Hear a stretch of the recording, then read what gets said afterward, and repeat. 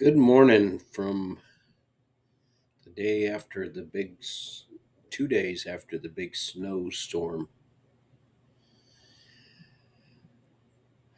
I'm going to talk about energy realism. And I might also entitle this something like Politics Has Invaded Science. It's a normal thing for humans um, to believe what they want to believe, even when it's wrong. I'm an engineer with a pretty solid foundation in science.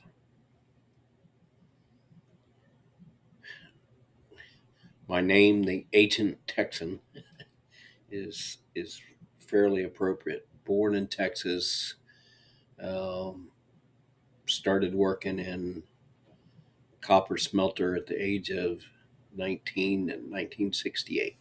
So, yep, I'm an old dude. Now, I'm not an expert in uh,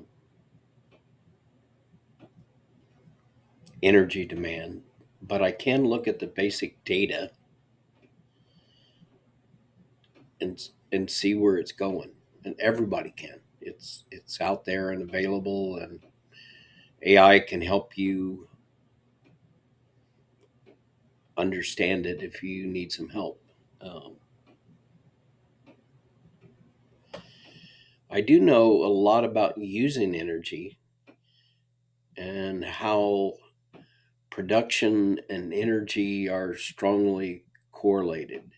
Standard of living and energy availability and cost are one and the same thing. You can become more efficient and change the correlation a little bit, but you can't you can't alter the fact that higher standard of living requires more energy. Become more efficient and it requires a little bit less. But the basic relationship does not change. Maybe the slope of the line changes a little bit, but it's some future world that may be different, but the world we live in, energy and standard of living are strongly correlated.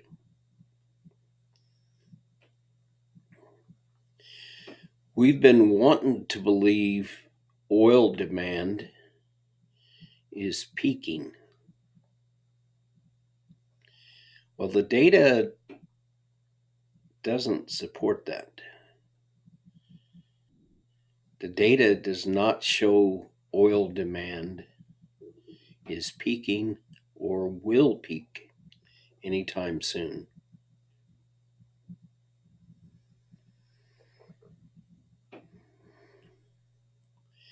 There's still 2 billion people, give or take, who need energy, mostly in the form of electricity, to move out of poverty. Those people will not be denied, and they will not accept from the rich people that already have their electricity um, and their standard of living. They will not accept from them rules that make improving their lives an impossibility. Places like India and even China, to some extent, are still increasing energy production to raise their standard of living. It's not like they've premeditated, well, we're going to, snub them and increase our energy consumption. What they're trying to do is increase their standard of living, and that results in an increase in energy consumption. And since they're not as technologically advanced and don't have the availability of capital, their energy consumption actually increases more for a standard of living than ours does at this point in time. Now, could we help them with that? Maybe, but I don't see any political will to do that. Also, besides, this is delusion number one, that we think oil and energy demand is going to, peak in 2030. It's probably not going to peak even by 2050.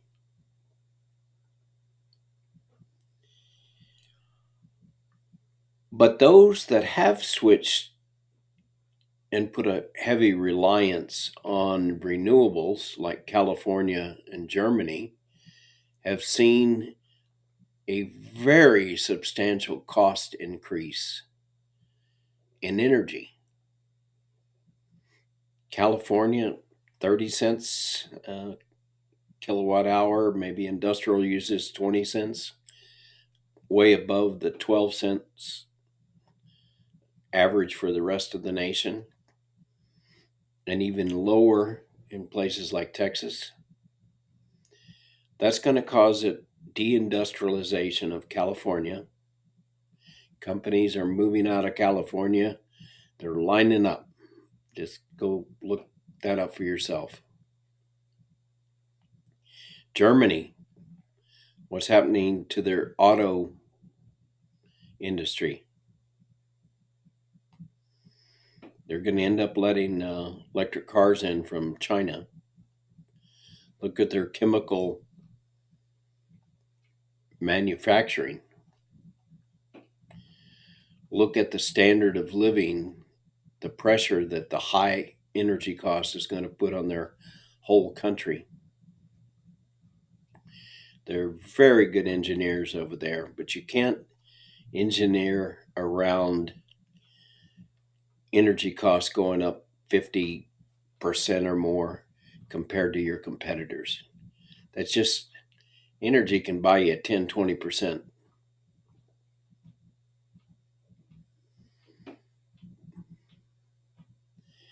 But it can't make up for that energy gap. And it's easy for environmentalists to say, well, you should accept a lower standard of living. And maybe we should. The Great Simplification, I forgot the name of that guy that does that, but that's kind of his argument. And I think it would be nice if people could prioritize their needs and wants and ambitions and greed and all that. It's not a moral um, thing that I'm talking about. I'm talking about realism and practical. Can you remake people's mind where they're satisfied with less and reduced energy demand? Well, good luck on that. Also, there's a lack of realism in the supply of critical minerals. I'll give the buffoon credit for putting that on the radar. But there's a definite lack of minerals in supply chain in the United States and Europe to go toward renewables. Let's just take one, copper. Copper supply over the next 10 years is just not there. Go investigate that yourself. And you could go down the whole list of renewables and see that there's not only a shortage in the US and Germany, but there's a worldwide shortage that prevents moving as rapidly as the environmentalists want us to go to renewables. It's just not going to happen. I don't know of anything you can declare as impossible. But unless humanity had some great awakening and all of us reacted in unison to increase copper supply, maybe we could do it. But you're talking about things that are uh, not only limited by technical restraints and the difficulty of the job, but you're also implying that we can suddenly be united and work together when the world is entering a period of fracturing into 1,000 pieces.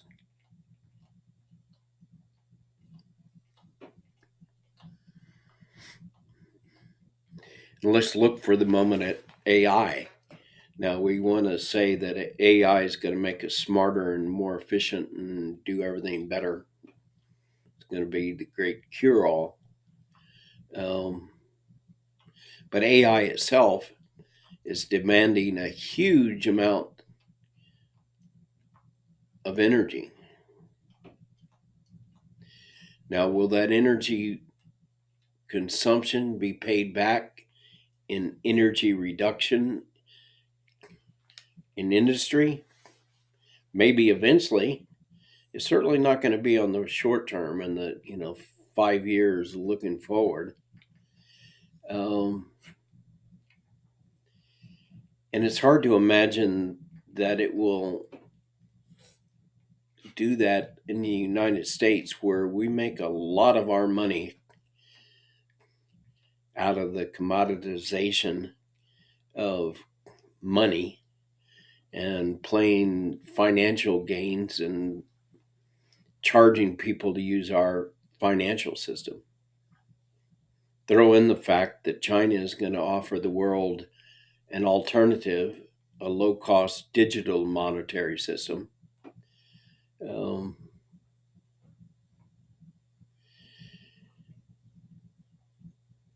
and China is controlling the supply chains for critical minerals, which will effectively block our ability to use AI on our supply chains and industry that we don't have. And can you use that to enhance our financial systems? Probably. But China's way ahead of us on that. And they're going to offer a digital uh, currency, and the BRICS, that's going to spread to the whole world.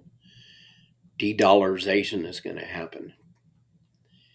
And in the US, of course, we could do digital currency.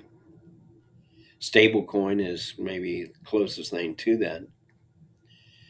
But the vested interest in the United States do not want to get rid of our financial system that's old and decrepit, because we charge a lot of people for using our financial system and for using our dollar. And as people move away from that, that will weaken our ability to not only, you know, dominate the world, um, hegemony, but it will also reduce our ability to go to renewable, as we have less money for everything. If we don't, I mean, there's even a possibility, I think, a very real one, that we have financial collapse as people quit buying our treasuries and we start printing dollars. We're already printing dollars at a greater rate than we've ever done in the past. And that is not going to change. It's going to get worse. We show no inclination to want to pay our debt. And people don't trust us because they see that we don't want to pay our debt and we're not making any effort to pay our debt. but they're kind of trapped in the system along with us. Japan's the first country that's showing serious signs of, being linked to the dollar. They have $1 trillion of U.S. Treasuries. As they unload that, who's going to buy it? Nobody believes we want to pay our debt. We sent very strong signals that we don't want to pay our debt. That's the definition of being untrustworthy. So all that is going to contribute to um, staying with oil. It takes resources and energy and R&D to develop systems to replace oil, and we're not going to be able to do it in the United States. China is investing a tremendous amount of money in renewables, but at the same time, their oil demand is increasing. Will that turn around at some point as the renewables? I don't know. Wait and see. But that's just one country in the world that can actually afford to do that. But they've got their own debt problems. We're not going there in this discussion. So the realistic point of view is that renewable energy is being added on top of oil demand, not in place of oil demand. Now, we may have done some underinvesting in oil, so we may have a little dip in oil production. Um, but there's also plenty of room in the world to increase oil production. Um, Places like Venezuela, Iran, Russia, Libya, all those will be pulled into it uh, as oil prices increase from lack of investment in oil production, and that may increase also renewable production. But all of it, of this energy production in oil and renewables, comes from the world needing more energy. That's just a fact. And it's going to pull it from where it can get it because people want to raise their standard of living. Now, what can we do in the West, United States, Europe, China? We can invest in R&D to improve renewables, nuclear, thorium, geo, uh, geothermal, to improve other energy sources. Are we doing that? Not really. Do we have the political will to do that? Probably not. So that just pushes us more toward staying with what we've got, which is oil. And this is a form of realism that the environmentalists need to accept. There's things that are bigger than what you want to happen. Oil demand is bigger than environmental aspirations. It just is, and you can fight that as much as you want. But until you realistically accept what the data is showing, you can't make plans that are any good. You can't make plans that are based on wrong, demonstrably invalid data. So if you're an environmentalist and you know are are decrying, um, that we're all going to hell in a basket over rising temperatures and more uh, drastic weather. You may be right, but that doesn't change the fact that oil demand and energy demand are going to go up.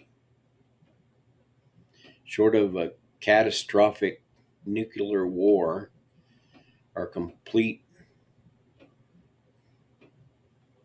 geopolitical breakdown, some horrible event, energy demand is going to go up. And the horrible event probably doesn't have a happy environmental uh, ending either. Can't even fathom what that means, but it's not good. So,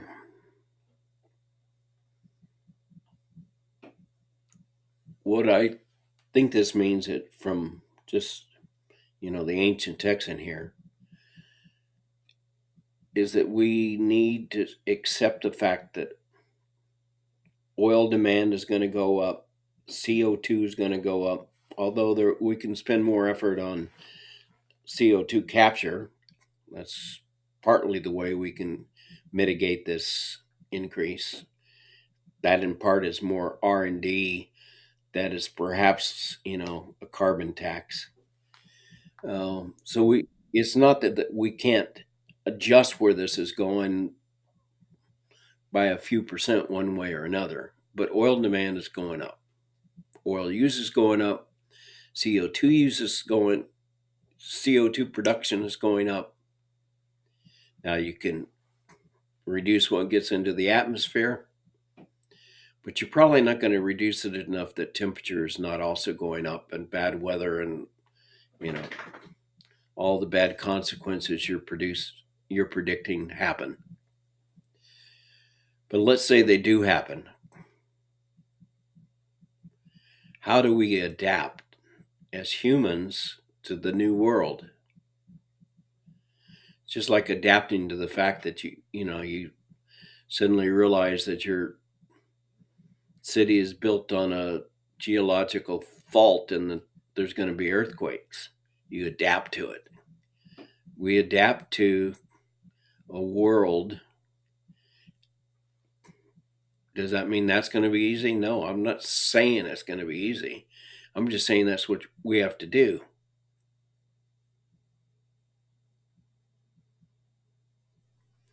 And we need to be realistic and make our plans based on what's happening and what we can do, not what we want to do.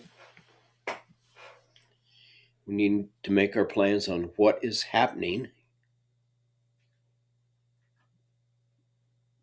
and not what we want to happen. That's kind of, the definition of becoming an adult. Every person has experienced that in his life, where we've made plans on what we want to happen versus what is happening. Anyway, this is the ancient Texan saying, I hope we can become more realistic and build our plans with a solid base of realism underneath us. This is the ancient Texan. I'm wishing you a happy future and a good day. Namaste.